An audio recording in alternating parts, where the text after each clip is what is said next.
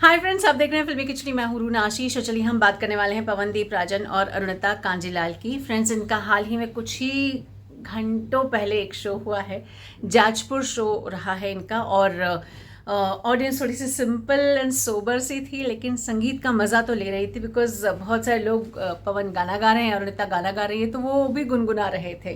तो हर शहर के हर सिटी का मिजाज अलग होता है। तो ऐसे में मुझे लगा जाजपुर का जो मिजाज है ऑडियंस का, दर्शकों का, वो थोड़े से शांत रहने वाले ऑडियंस रहे हैं। लेकिन इसका मतलब ये थोड़ी ना कि हम परफॉर्मेंस अच्छा नहीं करेंगे। परफॉर्मेंस धुआंधार चल रहा था उनका, एक के बाद एक गाना गाए जा रहे थे। पवन कभी तबले पे, कभी कीबोर्ड पे, कभी गिटार पे, कभी मतलब ऐसा कोई रंग नहीं छूटता है जो पवनदीप के पास हो और वो ऑडियंस तक ना पहुंचे। वहीं अरुणिता की आवाज़ का जो मीठापन है और जो मिठास है, वो सामने वाला सुन के वैसे ही प्रसन्न हो जाता है। ये तो मुझे डेफिनेटली लगता है। मतलब आप जब एक बार उनको लाइव पर सुने तब, और उसके बाद जैसे अभी थोड़ी देर पहले मैंने एक बार फिर से उनके शोज़ के जितने भी गाने हैं वो सुन लिए थे, एक रिफ़्रेश हो जाता है, रिफ़्रेशिंग मेमोरी हो जाती है कि भाई कोई चीज़ मिस ना हो जाए। दोनों में बड़ा ज़मीन आसमान का अंतर लगता है। उस टाइम के लाइव की एनर्जी अलग होती है और जब आप उसी गाने को वापस सुनते हैं तब उसकी एनर्जी बड़ी अलग हो जाती है। बट मज़ा तो आता है। अब ऐसे में फ्रेंड्स, मैंने आपको कहा था कि अपने रिव्यू का 2 पार्ट बनाने वाली हूँ मैं। एक पार्ट एक ऐसा कंटेंट और एक ऐसी बात है जो मैं उस सिंपल से जो रिव्यू मैं कर रही थी उसमें मैं नहीं डाल सकती, क्योंकि बात का इम्पोर्टेंस कुछ अलग सा था।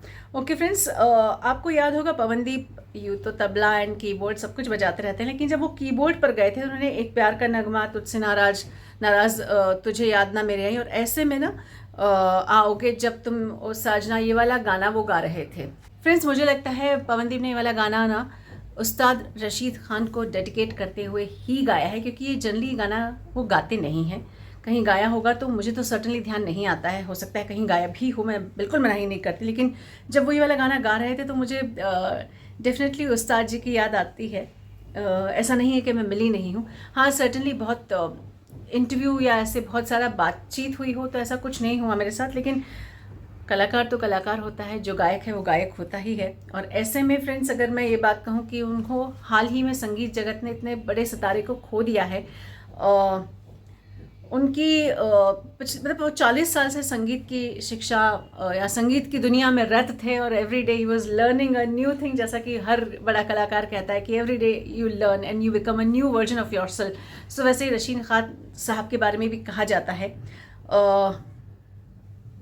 उनकी जो उन्हें सुपुर्द खाक किया गया है, बदायूं के थे वो, और 2006 में उन्हें पद्मश्री और 2022 में उन्हें पद्म भूषण पुरस्कार से सम्मानित किया गया था। और ऐसे में फ्रेंड्स, जिन जिन लोगों ने सुना, जिन जिन लोगों को मालूम पड़ा, उन्होंने अपनी तरफ से उन्हें नमन किया है। अगर इंडियन आइडल 14 की मैं बात कहूँ तो ओबोम की तरफ से और साथ ही साथ उत्कर्ष की तरफ से एक पोस्ट आई थी। उसके बाद मैंने साइली और निहाल की पोस्ट को भी देखा है। और ऐसे में पवनदीप ने पोस्ट ना डालते हुए एक गाना, चूँकि उसी समय चल रहा था उनका शो, तो उसमें उस्ताद जी को याद करके अपनी तरफ से उनका नमन किया है, प्रणाम किया है। और डेफिनेटली ऐसे कुछ शख्सियतें होती हैं जिनसे आप भरपाई नहीं की जा सकती, किसी कलाकार की भरपाई नहीं की जा सकती है। बस उन्हें अगर याद रखा जाए, उनके गानों को, उनके जितने भी सॉन्ग्स रहे हैं, चाहे वो फिल्मी हो चाहे गैर फिल्मी हो, तो अगर यही याद रखा जाए, उन्हीं के गाने को एक बार फिर से गा दिया जाए, तो ये भी तो एक सच्ची श्रद्धांजलि ही हुई।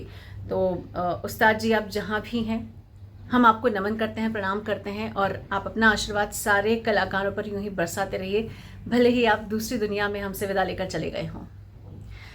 फ्रेंड्स, आपको ये वाला गाना जब पवनदीप गा रहे थे तब क्या याद आया, ज़रा लिख कर बताइए। जय हिंद।